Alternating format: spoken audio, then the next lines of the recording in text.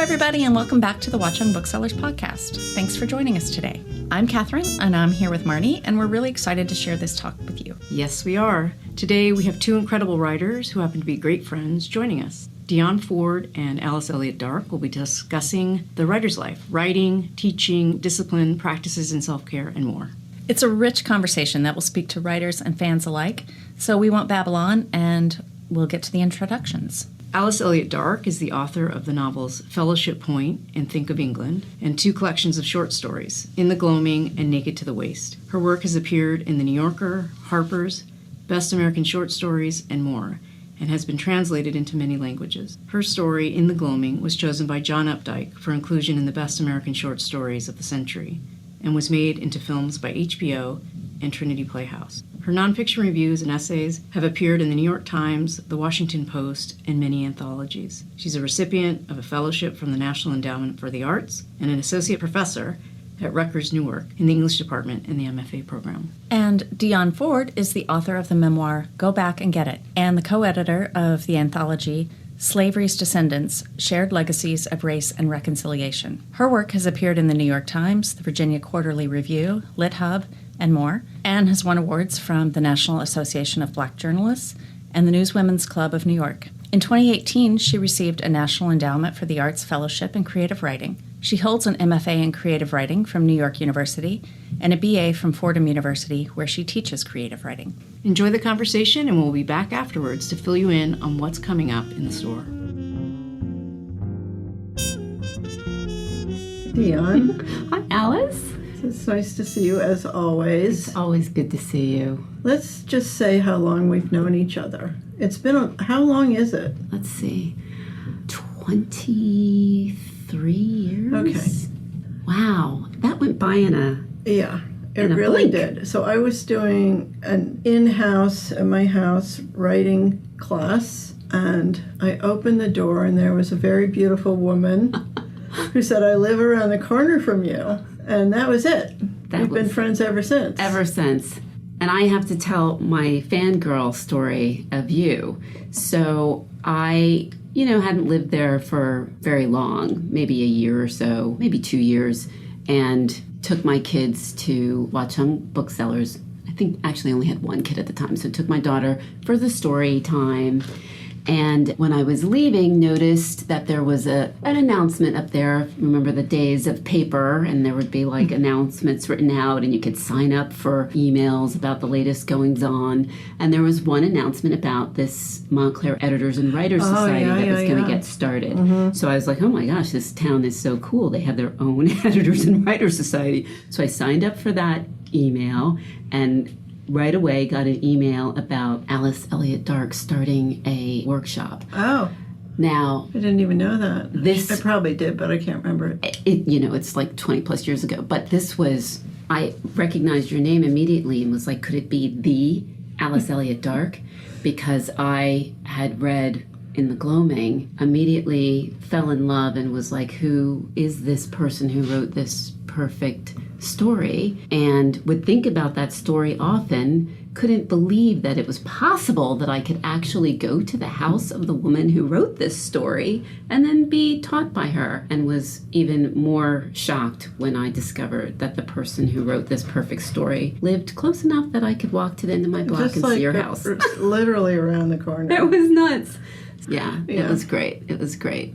So 20, I guess, 3 years. So what I really wanted to talk to you about today, I wanted us to talk with each other about, is coming off of Murakami's, what is the name of his book, What We Talk About When We Talk About Running, or? I think it's just, is it? It's something like that. What We Talk About, or is it just on running?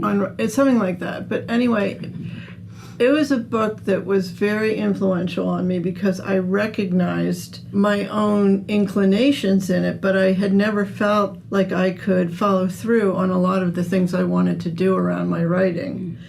And he had like a successful restaurant. He stayed up late with customers all the time, and then he wrote a book, and then he realized I can't write these long novels if I go out at night. not only that, I need all this stamina, so I have to start this running. And now, of course, he's like one of those long distance like 120-mile kind of marathoners. Yeah. So, that really influenced me to take my own self-care habits, if I can use that term, a little more seriously, and to actually identify what they were. Yeah. And I really wanted to talk to you about it because your book is so much about that. Go back and get it, where you really talk about things you did, not just to support your writing, but even before that, to support your own healing. Yeah. And it's so funny. I was thinking, I could say the same thing about Fellowship Point, because the main character as a writer is so intentional about how she spends her time, everything really efforting her capacity to, write and be the kind of writer she wants. So for me, not necessarily for writing, but just for myself. I think just like Murakami, there's like a lot that I need to do to keep myself attuned, I guess, like just both physically, physically and emotionally, in order to be able to get to the page and then be fully there, So meditation has been a practice of mine for a long time. What kind of meditation decades. do you do? So for me, it's really simple. I've done a lot of I've tried all sorts of different things, but for today, it is very simple. I sit, I ask a question, and I listen. And that's really it. I do some other things. I like rituals. Rituals ground me. And so actually through the process of writing this book, I did come to learn about some rituals that were, African indigenous based. Oh, that's good. So I have incorporated a few of those that feel right for me, just about connecting with my ancestors, pouring some libation, that kind of thing. But is that something that starts when you get up in the morning, or? For me it is. What's your first thing that you do in the morning? For me it is. I don't want to sound very religious, because this really isn't about a religion, but I do pray first thing in the morning. I think it's just, about humility and sort of connecting. I think one of the things I struggle with is feeling connected and a part of. So that sort of humble gesture for me does help me feel a bit more like one of many. So I start with a prayer, get myself downstairs to the location where I meditate.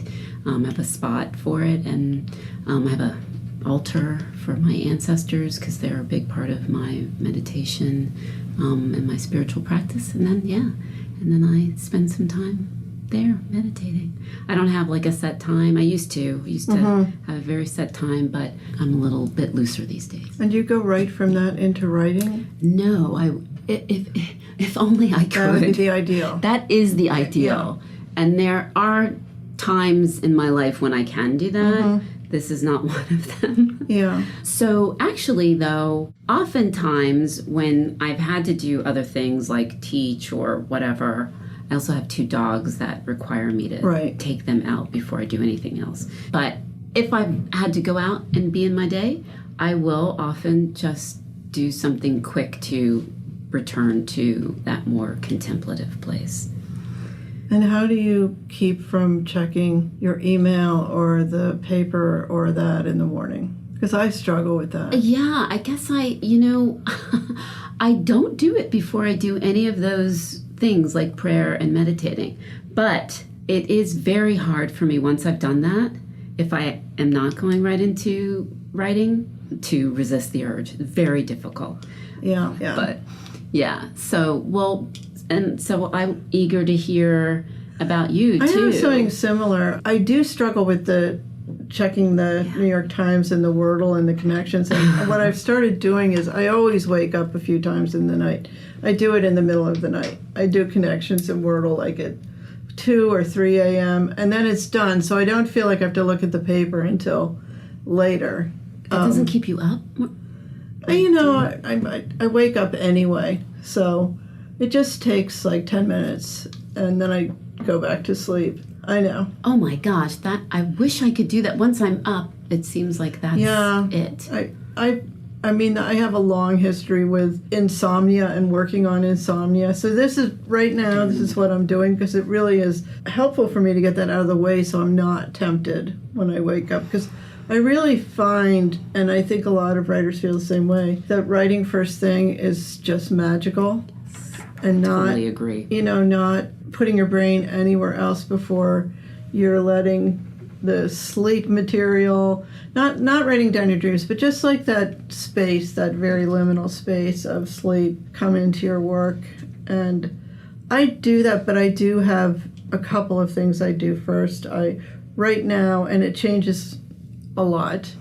It's not a steady thing, but I read an oracle card. Remember I gave you those oracle cards? That's a part of my meditation practice at the moment, by the way.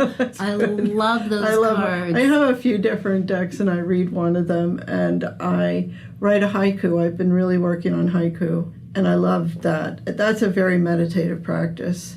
And then I do some form of meditation for a few minutes, and then I start writing. And I try to write for as long as I can, but usually it's about 45 minutes before, I either have to go to the bathroom or I just need to stand up or something. Sure. And then sometimes that's a pivot to other things, and it takes me a while to get back. But like you, I before all that, it's getting coffee and feeding cats. And then I go back up and start that routine. Our dependents.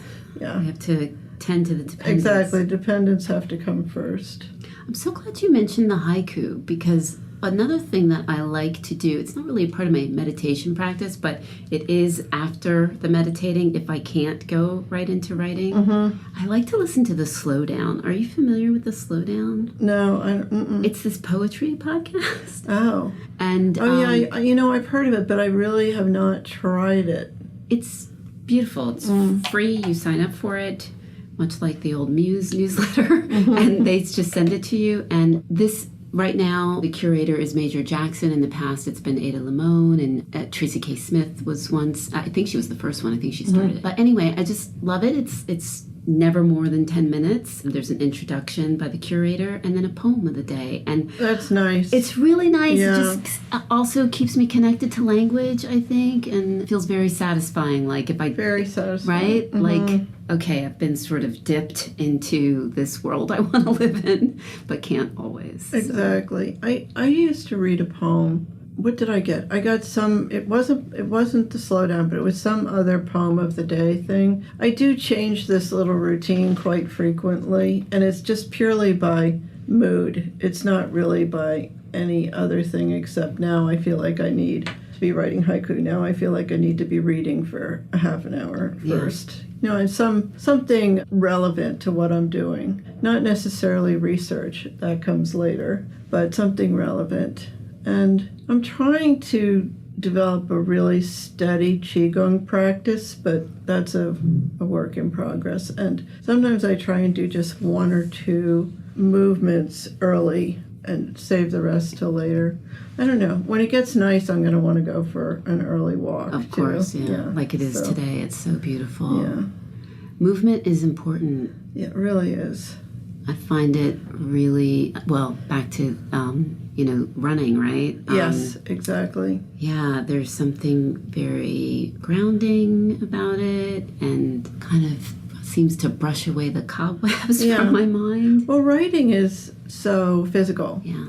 Even more, I think, if you write by hand, but even if you write it's a physical thing, so doing other physical activities to support it. And you do have to feel sharp and alert, and some physical activity definitely helps with that. Yeah, I think that's so true. I was thinking about how Mary Carr, in her book on memoir, writes about carnality and how important it is. She's talking about writing, the carnal. And it just did make me think about also being in my physicality in a way that... Totally agree. It's hard really to evoke that on the page if you're not in touch with your own. I agree. Yeah. And it's so easy to be disembodied. I think I was for a long time for many reasons. That's how my book opens. You can understand that. Disembodiment, yeah. You can understand that. So coming down into the body it's just so helpful for, both personal development and writing. I remember Flannery O'Connor saying that you had to convince a reader something was real by having 3 senses evoked, and they're bodily, they're bodily sensations. They're not intellectual. Right. Absolutely. That was another thing I read that really struck me once upon a time, because I realized I was not doing that. Everything was up in my head. That was a long time ago, but it was something I had to learn. And I was thinking, I remember reading another book by, I don't know how to pronounce her name, Brenda Ueland. Do you know that book? Sure. If you want to write. If you want to write. One of my first. Me too. That was the first transformative, books that I was like, oh my gosh, I can do these things that she's saying to do. Exactly. And that was another one that was like, no drinking at night, no going out. You're not going to get up and write if you go out drinking. Absolutely. And I was like, wow. And it's so, really? I think, like the antithesis, of the myth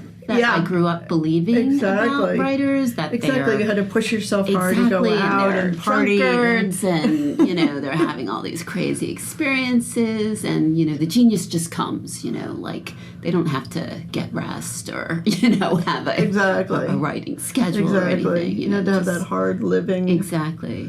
Yeah. So. Oh my gosh! I can't believe you know that book. I love that book. The copy I have is so old, and so every piece of paper is split off the spine. Yeah. But it's a really good book. It's a fantastic book. I think it was written in the 30s. It's very old. Because by the time I got it, she was already I think in her 80s maybe, and I got it I was I think not even 20. I was in my first or second year of college when I got that book. So super exciting. How did you take care of yourself during, I really want to know the whole thing.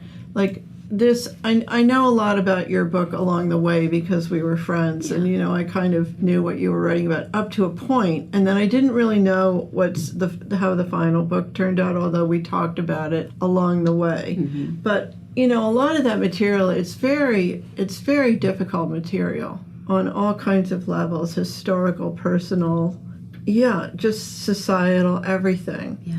So my feeling as I'm reading it is, this must have been hard to sit down and write, to go back through some of these things, to try and find words for feelings that were only in your emotional world, and to connect your own personal experiences to really the most painful historical experiences of our country. So how did you take care of yourself during this writing? Yeah, so, I did all of the things that we've just been talking about that are just a part of trying to be a person who is fully here, Mm-hmm.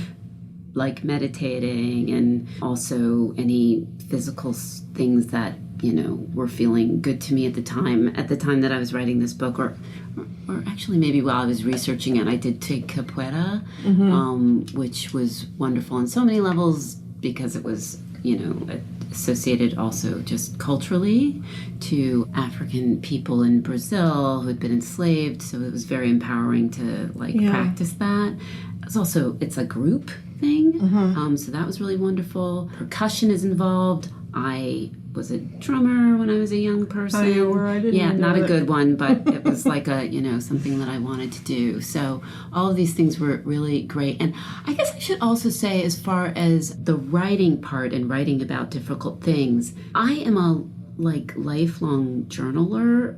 I started journaling when I was 7. My parents gave me a little diary, and I find it so helpful to help me make sense of myself. And so I had those journals to be able to go back and say, well, how did I process this in the moment, so that I did not necessarily have to call things up, thank goodness. Right. I could rely in many cases on the journaling, the contemporaneous writing that I was doing. Great. That was really, it was a huge gift to be able to do that. And then as far as the things that I was discovering research-wise that were very painful or just confronting, I tried to, as I discovered something say, there's a lynching that happens in my story, my family's history. So as I found information, I tried to write about it right away, the same way that I do journal about what's going on in my life. I tried to sit down and just process and write however I was experiencing this information so that I could be in the moment about it, right? And then I didn't have to keep trying to return to this really painful and traumatic experience, So the journals really helped me in both my own being able to process the information and then being able to the best of my ability, to convey, how I experienced this information. That sounds like such a sane, reliable, good method that I think a lot of other people could take up as a practice. Like, how long approximately, say the example you just used where you find out about that lynching, how long would you sit down and write for? Is that like long or is it brief? That's brief. I mean, with the, who wants to stay with terrible, So that's brief. And, well, I'm saying brief, but I guess that's also relative, right? So, I mean, there have been things that I just needed to spend 15 minutes getting it down, Right. And then there are other things where an hour passes and it's like, oh, okay. So I would say, like, the sexual violence was brief. Yeah. And then probably more like coming to terms with the historical violence and painful things that happened in my family. Those were probably not so brief, not a 15-minute thing, but not hours and hours either, and it was really trying to take them as I discovered them and unveiled them. Yeah, that's so interesting. I mean, I love that. I'm going to start doing that. I mean, I journal. I was just about to ask also, you. Yeah. I mean, I have like a million diaries that are like get to about January 15th from when I was little, and then the rest of the year there'll be like a page here, a page there. But I did do it more regularly for years. I don't do it as much now, but I do it at the side of whatever I'm working on. Before, like this morning I was starting a new section, so then I'll really journal about that. Like, what am I doing in this section? What do I want to happen? How do I want it to feel? Like, what's the tone? And I write all that out. And it, like you say, it's not that exhaustive. Right. But sometimes it brings in other things. It makes me aware of what is my climate that I'm going into this with. So then I just have to write down the things that really bothered me yesterday and get them on the page. Yeah, now I'm remembering actually in your workshop that you asked us to keep what I think you called it a writing. You're calling a writing journal or a work journal. Did, yeah. And I found that so helpful. Even though I'd been journaling, it was a really good exercise for me to sort of switch the focus so that it was really about exploring how I was feeling about, just like you said, about the work that I was doing. Yeah. Yeah, that was, I'm going to have to return to that now. Yeah, it's so helpful. It was really helpful, yeah. And it is kind of a practice that settles you a little bit at the beginning of writing. I remember I read Louise DeSalvo's book about writing as a way of healing, and then her other book also, Slow Writing, both just such great books. And one of the things that she had there that really was useful to me was having clear intentions for the writing session and saying, today I'm going to work on this, and then if that gets finished, okay, now I'm going to move on to this, and just like literally write those things down instead of, I'm going to write from 9 to 12 today, which is, the road to hell. and was how I wrote for a very long time. I know, and it really stops a lot of people because they feel stupid because they're like, I don't know what I'm doing, I don't know what I'm going to be writing about, I don't know what I'm going to say. So I think just being intentional makes a huge difference. There is something to be said for having so many dependent people on you that they sort of force your intentionality. It does help a lot. Because you might not have 3 hours, so it's like, okay, I can't sit down for 3 hours, but I can work on this scene, just get this scene done, or try to understand what needs to be happening, at the end of this chapter or whatever. Yeah. Exactly. It's something, that's something speaking of the writing journal, it's something I tell my students, like, write down a list of things that you can do in 10 minutes, 20 minutes, 30 minutes, so that, if that's the amount of time you have, you pick, okay, I can describe a house in 20 minutes. I'll do that and just get that piece. And whether it ever goes in the final thing or not, it's just working toward whatever the project is, which I think is really useful. Yeah, no, absolutely. And now I'm thinking about your character, Agnes, because when I read your book, I remember just being so jealous of her writing practice and how much time and space she has and how intentional she was. Can you talk a little bit about her practices? Are they yours? Are they aspirational? They're definitely aspirational. Like everything in that book, fantasies. Fantasy of being rich, fantasy of having beautiful land, fantasy of living next door to your best friend, fantasy of having enough money to be able to write full time, all of it. And to me, writing into fantasy spaces is really enlivening. I'm happy to go to the desk when I'm doing that. So I was about to say, it's very gratifying to read, so I can imagine how fun that was. Her 5 hour a day, completely locked down. I guess I was thinking about Stephen King, who said he writes 364 days a year, takes Christmas off. Right. But otherwise it's all day for 364 days a year. I think that's a kind of thing that, if you're a little bit away into writing, you hear that and you go, oh, I want that. Yeah. But if you're at the beginning, you're like, what? That sounds great. I mean, you have to do that much? That sounds insane. Yeah. But I guess I heard it by the time I felt like that would be amazing. Yeah. You can't do that and be like running a house and be a mother and have a job and all of those things. It's not possible.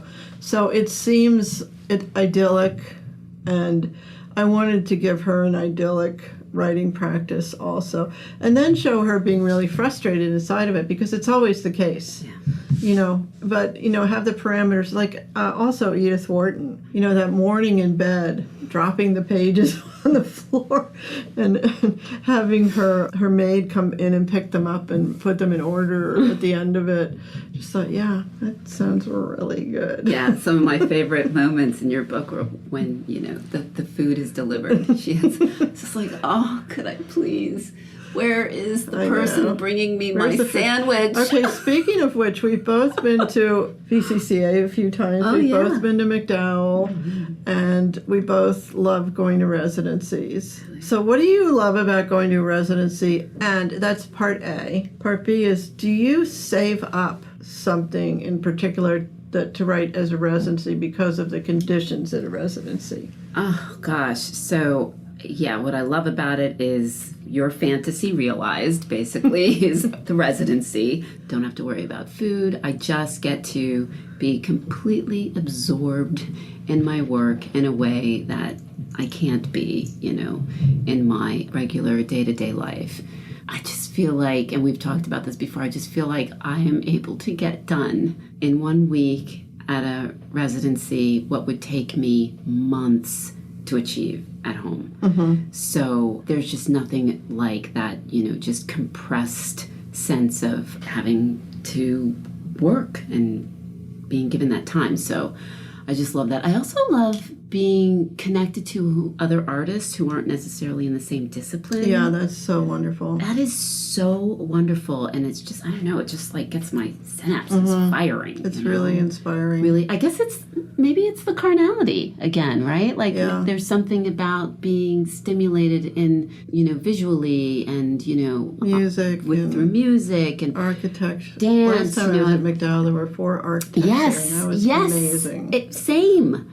Yeah, I don't really have the right words for it, but it's like nothing I've ever experienced. Yeah. So I guess it's kind of like Agnes living next door to her best friend, but now it's like you've got these temporary 16 best friends, Yeah. Who, if you're struggling, you can just like think about what they're working on, or maybe even see, their work and have a reprieve, and then you go back refreshed. So that's amazing. Yeah, I feel the same. I mean, I appreciate it so much. I really feel like it's these places are national treasures, and they Absolutely. need as much support as they can possibly get, because you can't replicate this in your own day-to-day life, especially if you have other people living with you or that coming in and out of your life. Because one of the things I love the very, very most at a residency is no one's allowed to come in your room, and no one's my allowed to God. knock on your door. I tried to replicate that with my kids.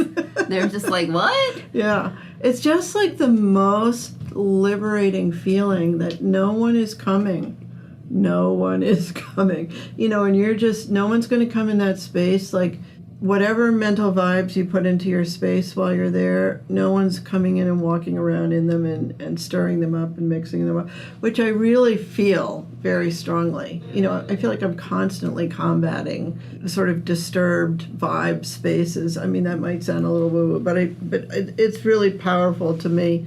And I also love, like at MacDowell, one of the things is that library, and just having it open 24/7, or being able to access it with no one watching you, no one like, are you being no, just being treated like an adult. I feel like these are very adult spaces where you can actually regress tremendously and play and have fun. And it's a weird combination of being trusted to be an adult and being taken care of like a child. And I think it puts you in a super creative space. I absolutely agree. And I had I had a transformative conversation with another fellow in the library. It was because of that conversation in the library that I applied for an NEA grant and got it. Oh, really? I wasn't even going to apply for that grant. I didn't think it had anything to do with me. And I just happened to be at the library where another fellow was and picked up conversation that had been going on around the table the night before. I don't know what made him say this to me, but he said, Dion, you should apply for an NEA. The night before, we were talking about how, as writers, we're all poor. And one writer in particular was asking, like, what grants are people applying for, and getting some feedback. And I was listening, but I didn't think that I was qualified for any of these.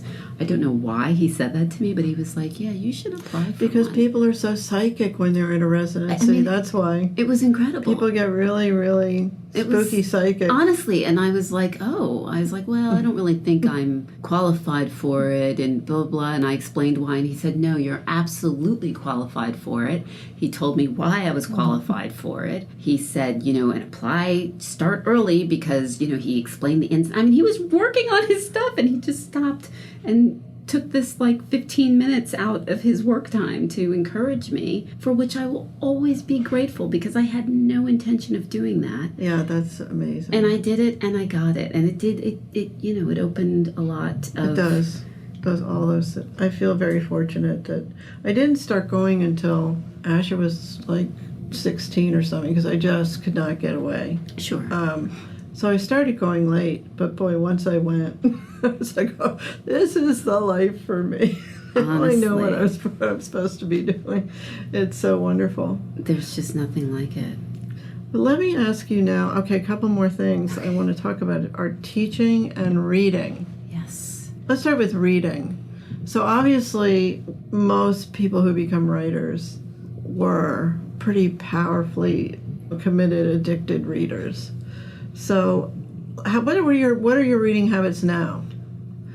I'm always trying to make myself just start one book before taking on others, but I seem to be this kind of person who just has to have several books that I'm reading at one time. So I'm trying to just stop resisting and just go with it. Accept. That's what I'm doing. So right now I'm reading Pedagogy of the Oppressed by Paulo Freire.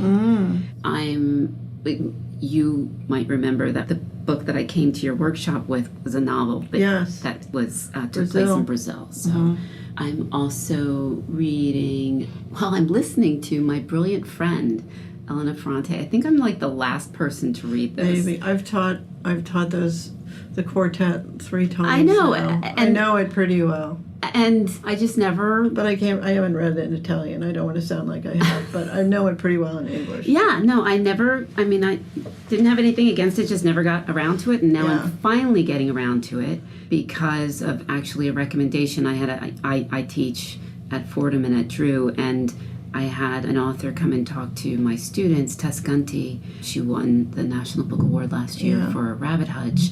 And when she was talking about books, that are her favorites, she mentioned My Brilliant Friend. And I thought, why haven't I read that book yet?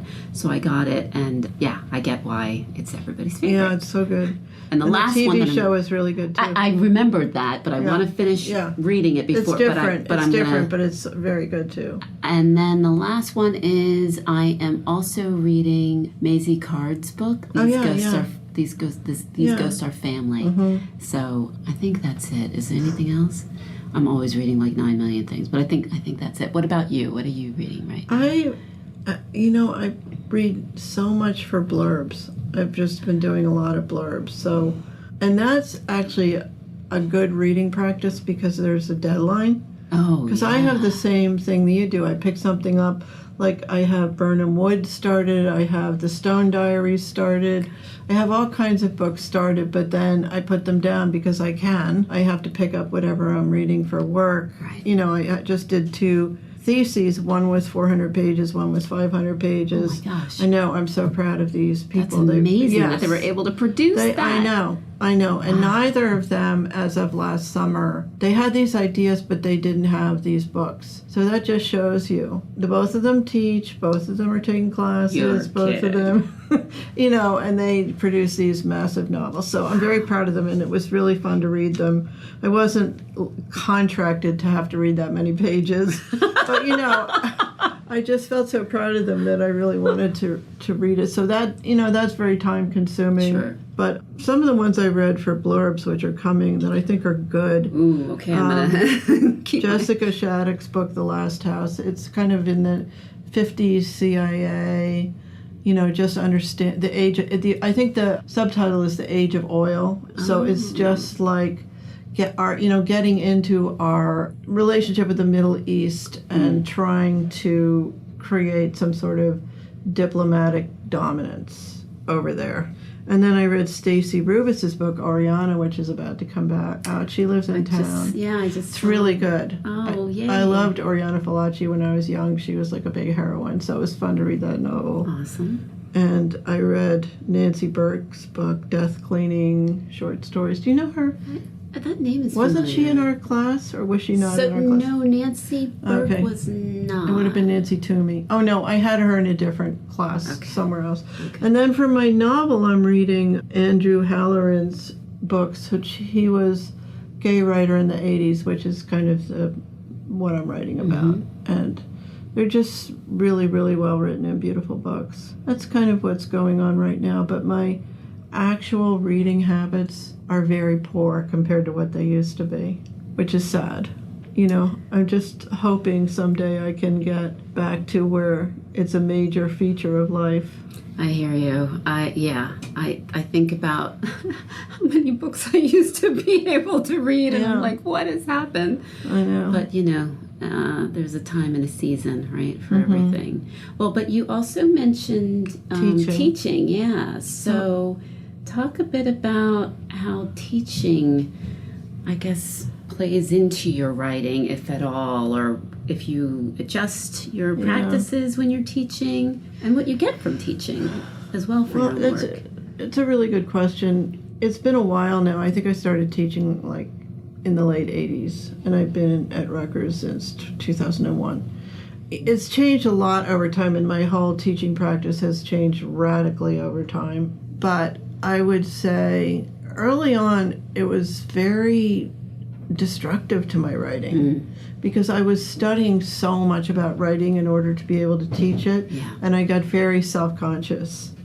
And I would critique their work, I would read all these books, and then I would go back and look at mine. And I was really looking at early drafts, but judging them as if they were final drafts. And, I just became very cramped about the whole thing.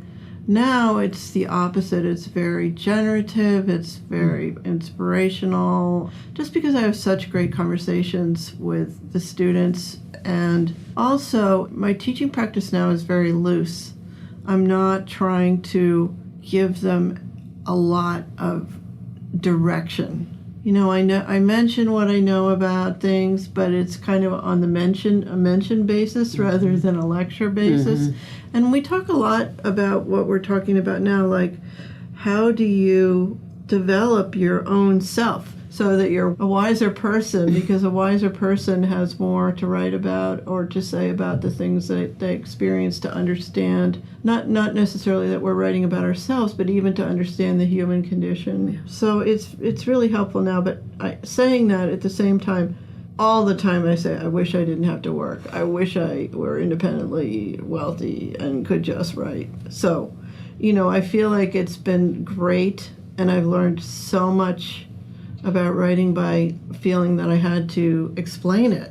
Otherwise, I would have just had it, like all the things we're talking about that a journalist for, so to put something into words. Right. Otherwise, it would have just been stuff rattling around in my head. So that's been so good, because now I actually feel like I do know a lot about writing, and if someone has a question, I can answer. Doesn't mean I can immediately apply it to my own writing or that I don't still have lots of struggles, but yeah, I would say on the whole, it's been equally important to practice as writing in my life.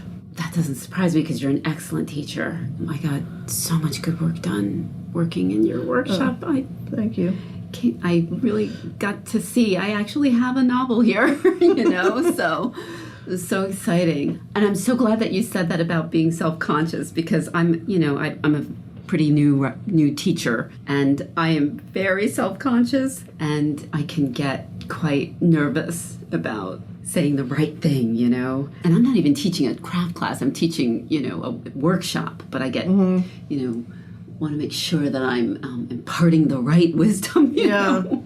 And I do feel like it's generative, though, with my students, because I do get to consider, like, how does this apply to my own work, Yeah. If I'm saying something, asking myself, do you do that, Yeah. Are you doing that enough? Or do you remember to use this tool, So it's really good. And like kind of coming back to the thing that we talked about, like the residency thing, there is something about being in a room full of people who are all working towards this art, of trying to create something and taking it seriously and thinking about language and how you create different experiences based on the word you use. It's powerful to be able to do that. It is. I do find that it's one of the places where I actually get to talk about writing as writing and not as like a business or a career or anything like that, just straight up writing. Exactly. Which is really great. And they introduce me to new people sometimes too, which is exciting. But yeah, it is also a challenge for me, particularly now at this point in my life, coming off of, my first publication and now wanting to get into the second, to find the balance, how do I stay connected to my own long form work, It's so hard. Yeah. I find it very hard to write during the semesters. Yeah. Like just this week it's been break, so 5 days. And there was a lot I had to do. We're doing admissions right now, so I'm talking to people about coming, meeting. I met with one of my thesis students last night. There's been a lot, but still, just the psychological feeling like I'm not going in this week. I can be at home. I got so much done. Yeah, I bet. And you said the psychological thing. Yeah, like, your students, well, for me, I don't know, it's hard to not think about them, like you want to answer their questions and, make sure that you have time to speak to them when they need, extra support. Oh, well, and see me about that. Boundaries. Boundaries. Time boundaries, yeah, absolutely. That can definitely it's like be a really good boundary is come see me at my office hours. Yeah, I have gotten good with that this semester. Rather than answering in an email, because then if they really need to come, they will. Yeah. Otherwise, the question might just fly away. Yeah, that's true. Yeah, I'm trying to get better with that, with the email, because those can get kind of long and involved. Yeah, that is something I don't do. I just don't do it. Yeah. I used to. I guess I did. You know, it's something over time that you just decide there's not that much payoff for them. Sometimes they need to just sit with their question, or sometimes they need to ask a classmate, is it really something that I have to be involved in? Right. But, you know, when you're just starting out, you don't really feel that you have that freedom. Yeah. Yeah, because of the back to the self-conscious, you know? Yeah, Like, exactly. just being, like, on point all the time, you know? Yeah. So you were telling me you teach by Liz Lerman's method. You want to talk about that? Absolutely, yeah. So, like I said, I teach workshops. So the students bring in a lot of their writing. And the director of creative writing at Fordham, Sarah Gambito, who we both know and love, just offered, you know, in the resource guide for us adjuncts, actually for everybody, I think, all the staff, offered one, you know, resource material, Liz Lerman's book on how to critique anything. Liz Lerman was, or maybe still is, a choreographer, and she talks about it in her introduction, just noticing over her years of a certain, I guess, tone that critiquing would take, where it seemed like people felt like they needed to have something to say about how to change the work, you know? Right.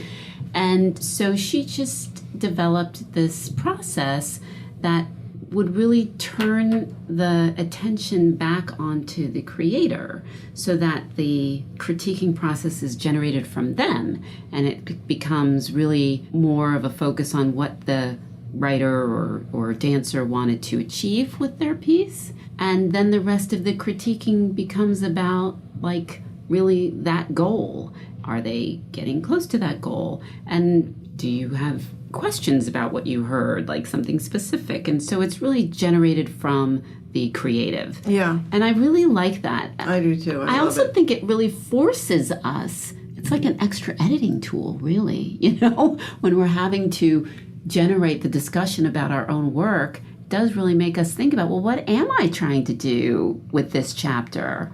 Do you know? I was going to ask if you bring it back into your work. I really do. You know, I often do the exercises that I give my students. Yeah, I try to do that too, just to be... Because they're really equity. helpful. Yeah. And when a student brings in a piece, and I really encourage them to do that second step, which is... So the first step of Liz Lerman's critiquing process is, you know, after the creative reads their piece, then people give statements of meaning about the piece, which is really exactly just that. You talk about what was meaningful about what you heard. If someone used repetition that struck you, you know, if they had a nice sentence in there, if there was great dialogue, whatever, even if it's the subject matter, whatever. It's just to feed back to them what strikes you and what's meaningful to you, what's moving. And then the second part is the writer or creative will ask a question. Like, if there's any question that they're having about their work, they get to ask you, the people who listen to it. I really like that one, because I feel like, and I never like it if my student says, no, I don't really have any questions. It's like, Really? Exactly. But it just, I think, really helps the student to be very grounded in their work, connected to it, intentional. This isn't just a vanity project. You know, what are you trying to do? You know? Yeah. And I think it sort of forces them to get closer to answering that question by posing a question to their audience. Sometimes it can often be like, you know, was this section clear, you know? Right.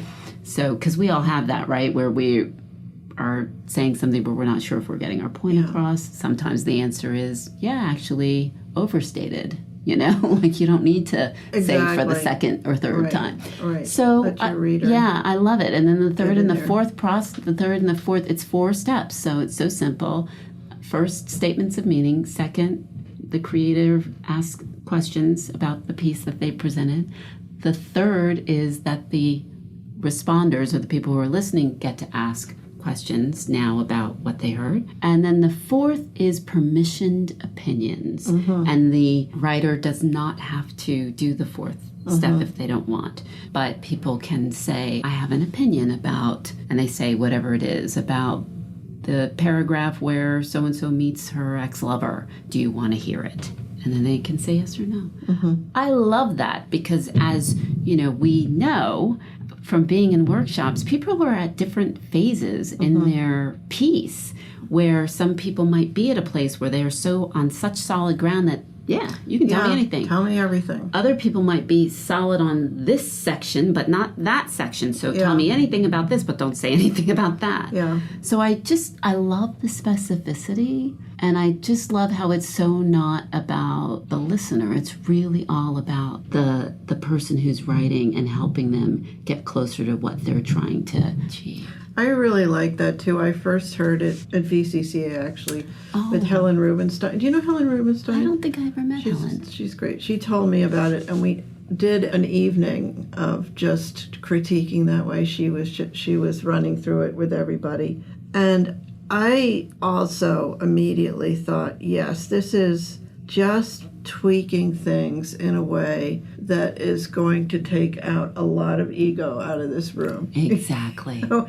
it just makes it just about what's on the page, not about what people are bringing to it. It's what they're getting from it, and it's just a different emphasis that it really does work. Yeah. And the permission aspect of it, asking permission, I love that too, and I do that. And it's really hard because people want to say, why don't you do this? Exactly. Why don't you do that? The prescription, It's like ask first. And I always have, well, I shouldn't say always, but often I have students who are trans or students who are living in worlds now where permission is such a huge part of their life practice, their sexual practice. So they take to this like instantly because that's the way they communicate with each other. Yeah. May I, is it all right if I? And that's really helpful too because they have an advanced perspective on it in just a different realm, which I think brings a lot into the room too, to really understand like how we should not make incursions on each other really at all. Yeah. But, it takes a lot of thinking to truly understand what that means. So to just practice it in the room that way is really good. It's also good like if you give your manuscript to somebody to read, and to sort of give directions along those lines. Well, you were the first person who showed me that was possible, that when you give your manuscript to somebody to look at, you can also give them a list of the things that you're looking for. And it was like, wow. And I've passed that list that you gave to me on to so many people. And people find it very, very helpful. Oh, that's great. So just as we're wrapping up, let me ask you what you're working on now. Oh, I am working on that Brazil novel that I came to. So that's like you've been working on for 20 years. I mean, I'm returning to it. Yeah. I'm so excited. I think it can take that long. It's one of the really interesting things about life and writing is, things bubble up. There are always clues. I feel like we get clues, and then it can take us a long time to solve the mystery. It can take 20 years. Absolutely. So that doesn't surprise me. Yeah. I'm also working on something from the past. I'm writing a sequel to In the Gloaming, which I wrote in 1993, so it's 30 years later. Oh my gosh. Yeah. That is so exciting. Yeah. I can't wait to see that. Yeah.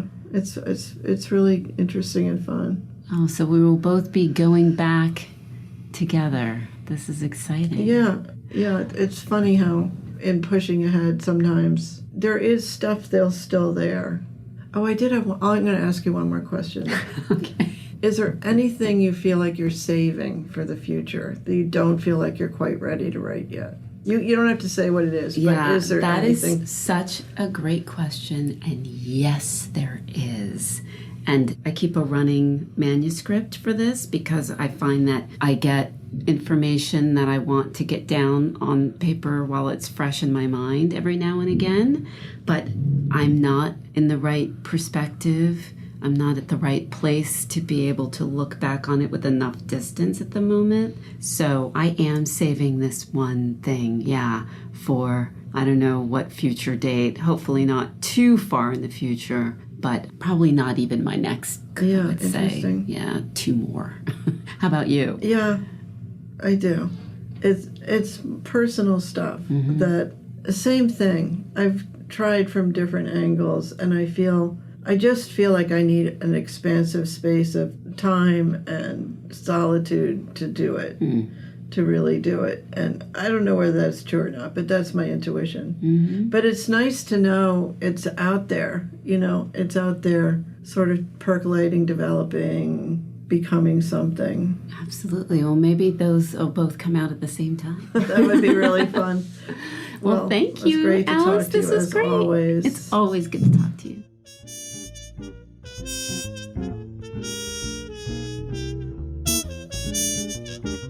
Thank you, Alice and Dion, for sharing this talk with us. We loved hearing about your writing process and how you take care of yourselves.